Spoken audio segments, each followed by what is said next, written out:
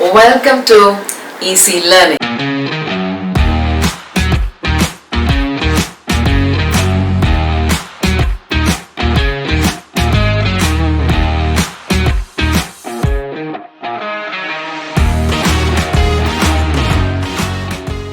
Today I'm gonna start off the business law for any student who is undergoing business related courses. As I've already mentioned in my previous video regarding the syllabus of business law, yes, this session, the first thing that I'm gonna do is that module of business law paper, which is Indian Contract Act 1872. Okay, you have these topics under it.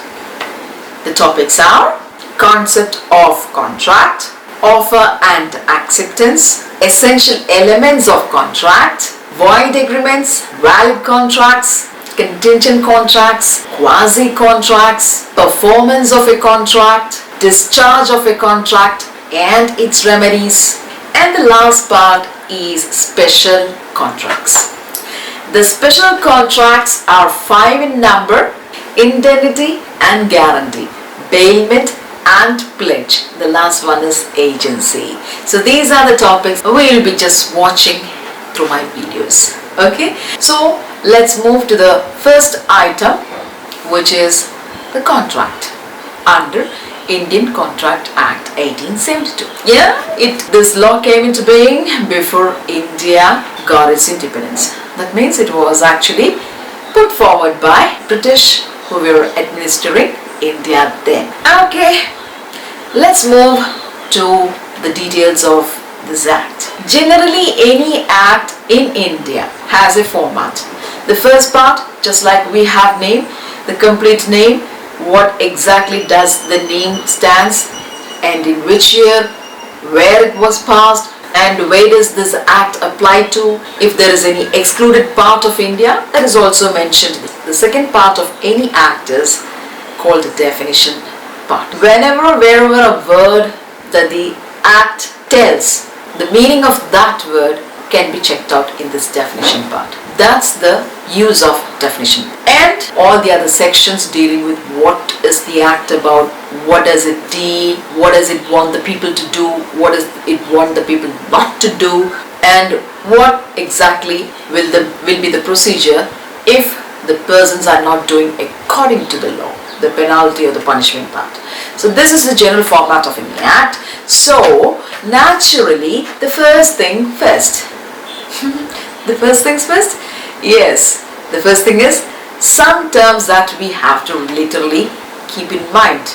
It is an easy thing because these are very simple words, but as I've already mentioned, this is a law that came way back from 1872. So it has a language that which India today doesn't use, or I don't know in which country that they do. But you gotta know, it has a beauty to that language.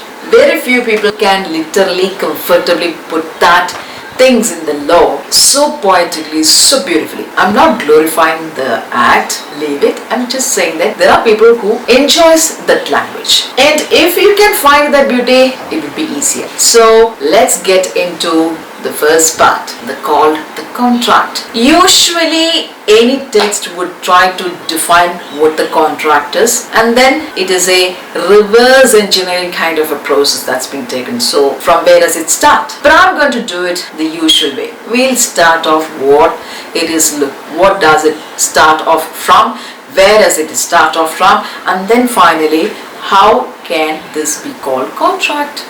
Okay, so the starting point of any contract is definitely two persons. We need two persons or more than two persons on each side. Definitely there should be two sides. A person asking something, the other person actually saying yes to that, or saying yes means agreeing to that. Okay, so there are two sides for this particular term called contract.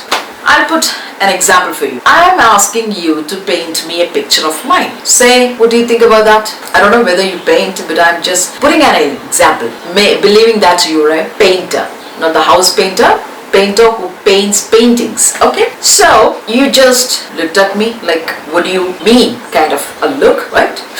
I don't know how the painters work, but I'm guessing that. And maybe that person would say, okay, yeah, I don't think it's possible right now. Then I'd be definitely saying, okay, you can take your time. Maybe by this Christmas, maybe by the end of this Christmas, you can give me my painting. If that's too short, I'm not sure. Can you tell me? Then again, you are looking at me. What do you mean?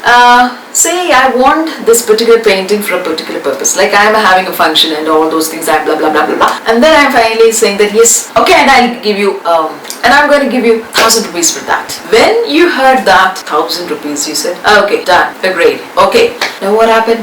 Is this a contract? Let's leave that term first. Okay, contract. I said something to you and you heard it, you understood what I was trying to tell you, that I want you to paint a picture of mine. Okay, and then I told that I want during a particular, I want it by a particular time, and then I gave an offer of 1,000 rupees, and then you said yes. You are not just saying to 1,000 rupees. You said yes, that you would paint me my picture, and then I'll have to give you 1,000 rupees, which you will take, right?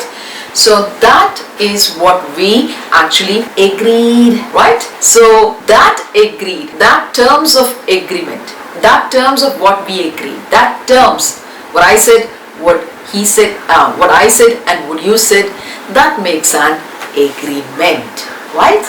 Yes. So for an agreement, what do we want? One, you need two parties. Yeah, I am the one and you are the second one. We have the two parties, and I am telling you something to do, or actually asking you to do something, right? And you're willing to do that, right? And you're saying yes to that. When I am asking you to do that, I am also giving you something for doing me that.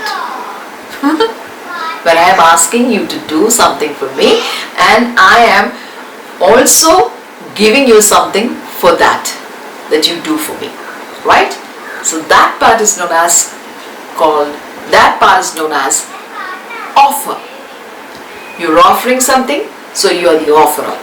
And the other person to whom you are saying all these things and who is agreeing, that person is the acceptor or the offeree.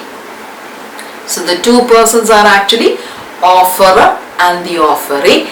Offer and acceptance, offer plus acceptance, that brings out the agreement. Yes, when agreement comes out, what happens? This is what we are telling. So let's put this in a much better picture. I am telling you to do something for a particular thing that I will give you. When you do that, and for that you are saying yes, right? In the words of the law, I'm not going to talk it from the point of me, I'm going to talk it from the point of view. Let's see how that can be done. Okay. When a person to whom the proposal is made, another word for the offer is proposal. Please remember that.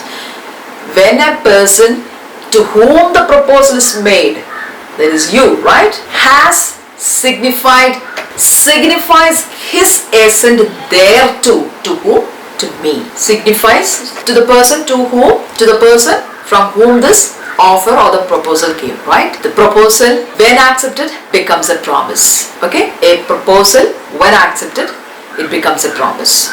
That much is clear? So it starts from there. This promise. So I'm going to tell you the agreement is a set of promise. And how can you clearly define that? The definition is a promise or every set of promise forming consideration for each other. You will do me the painting of me, I will give you the money. So that is a promise from your part, and the paying part is a promise from my part. So this is actually forming consideration for each other. So that is known as agreement by definition. Okay, so with the agreement you have to understand something. All agreements you can't take it to law. In other words, you can put it as all agreements are not contracts, but all contracts are agreements. Now what is that? I'll tell you. Just before I said a statement, you cannot take all agreements to. You invited me for a dinner. Okay, fine. I accepted it. But when I came to the place where you have mentioned the dinner is ready, nothing was there, not even you. Which means you didn't keep your word. But another part of that promise is that when you were giving me dinner, I actually didn't say that I'm going to give you something. Okay? There is nothing like that. Here you gotta understand that this is not an agreement that you can take to court. Why? Yeah. We agree a lot of things between us, between friends, between family members, between the workplaces. So many things we agree. All these agreements by words or written, it cannot be taken to court unless and until you are very serious about this. Like, if you are not going to do this, it's a cliche. I'll take to the court. I'm going to take you to the court. No. How does that come out? Or why? How does that come out? Fine. It goes like this. When you invited me for the dinner, you didn't mean that if you are not going to give me dinner, I'll be taking you to the court. Why is it so? Because ours is a social interaction. So out of social interactions or communications, we are not going to take the matters to the court, for which there has been some kind of difficulty in keeping up the promise. Fine. Well, is that good or bad? We can check out later. So that is an agreement, but it did not have, but it is a fact that agreement of the dinner party agreement, you cannot take it to the court. What was missing? Yeah, there is something missing there. Am I missing something there? Yeah, yes. It's not you. The agreement itself is missing something. And what is that? Let's check out. That is where the term contract comes. The law, the judges, the court, they will take into account of the agreements that are contracts only. So what is a contract? Let's see what is a contract. It is very simple. An agreement enforceable at law. Agreement enforceable at law? That was an easy one, but I didn't get that, isn't it? I'll tell. An agreement that you can take to court means, let's see, I have two daughters aged 10 and 7. They are agreeing between them to build a castle. Whether it is possible, I don't think it's possible, right? The first thing, no. Before that first thing, who said it to whom? 10-year and a 7-year-old kid. Are you talking sense? Yes. The parties are not legally called individuals. What does that mean? Yes, the person has to attain the age of 18 years to be called as an individual citizen in the eyes of the law. Until then, that person is called as minor. So my kids are minors, and definitely whatever they agree, and if there is a fight that you didn't do that, you didn't do this, I'm going to take you to court. No, you can do nothing about that. Okay, fine. That is agreement, and something is missing there. In this case, you found that the age is one of the factor regarding the parties. Now, not only age, we need some more things there. Health and mind, mental and physical. And what is that? The mental health and the physical health is also a must. The physical in the sense that if the person is bedridden, that is not we are going to take into account. The physical strength, the physical attribute is that the person, when the person heard the other person saying something to him, the person completely understands that what is being said and what is the consequence of that, and physically he is not under any constraints of alcohol or drug or anything like that, intoxication. Clear? So the person is physically healthy and mentally healthy. If you are not under any intoxication of alcohol or liquor or drugs or medications, then you're mentally fit. But that is not the only thing that makes it invalid. There are two more conditions of mind that invalidates a contract. Let's see what those two things are. One is the capacity to understand things in their nature. Yeah, there are persons who are not literally able to understand what is being said to them and what is the consequences out of that, all those things. We simply use this word for different kinds of situations with different people. That is not true. That should not be done. The word is idiot, idiosyncratic. Yes, idiocy is a condition where people don't understand what exactly is being told to them, or what they are understanding is not quite legible.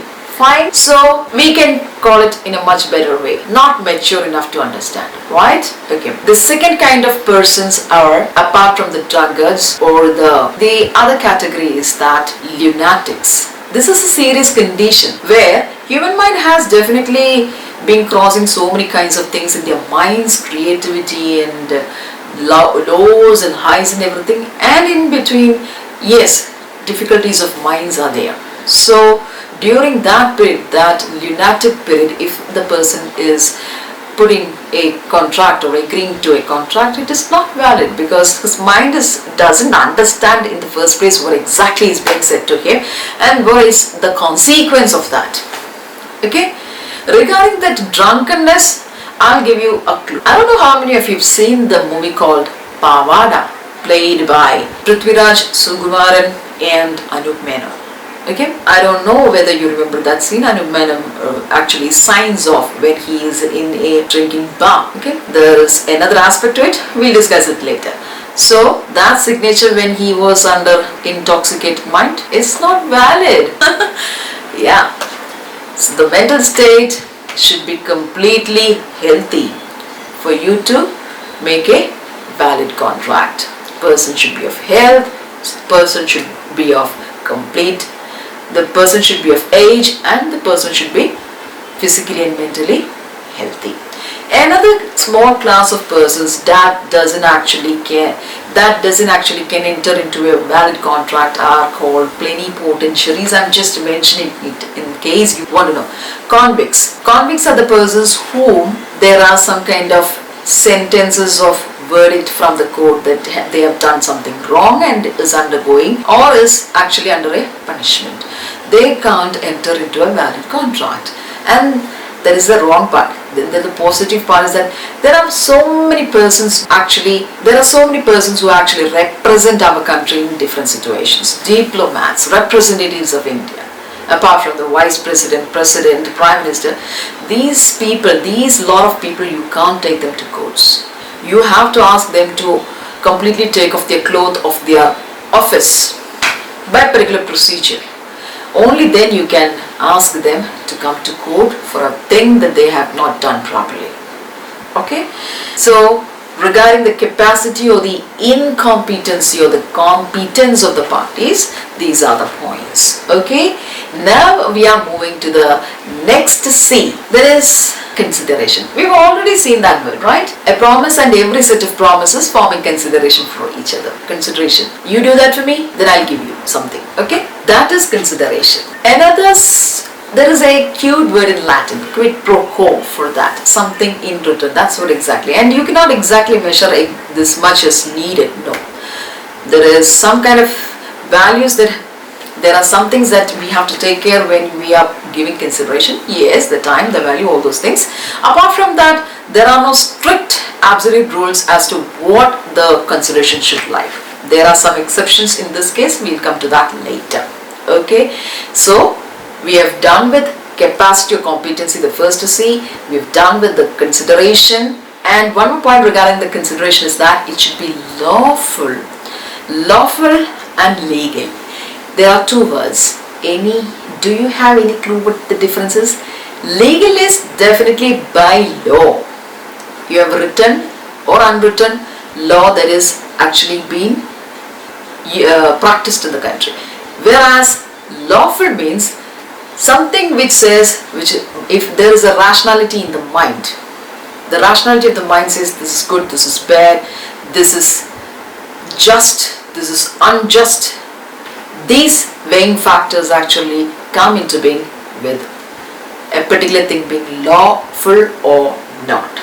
Okay? So the consideration should be lawful. What do you mean by that? A small example regarding that. Lawful consideration. You do this work, I'll give you some money which I've been keeping as black money. Well, black money is actually not something that it is lawful, right? We know that people have it, but that doesn't mean that it is lawful. Okay, so to claim that money, you can't go to court. Fine? The consideration should be lawful. Now we come to the third C. There is one more C in this whole thing called the consent. agree, right? We agree. The word is called consent. Now the two adjectives for the consent is free and genuine. Yeah. What does that mean?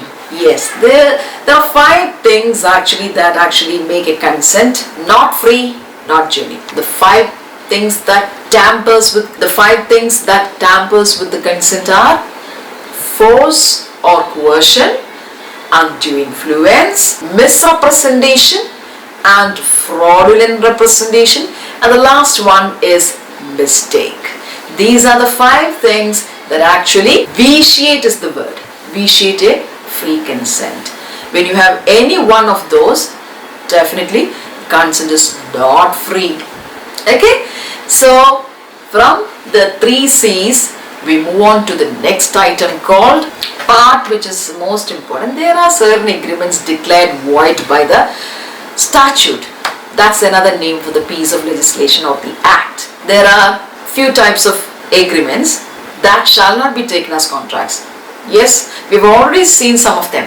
One is agreement with the minor, second is agreement with the drunkard, agreement with the lunatic person, agreement that is not lawful, agreement that doesn't have a lawful consideration or a lawful purpose, or a lawful that doesn't have a lawful consent. There are many cases, right? All these agreements which lacks something in the eyes of the law can be called not valid.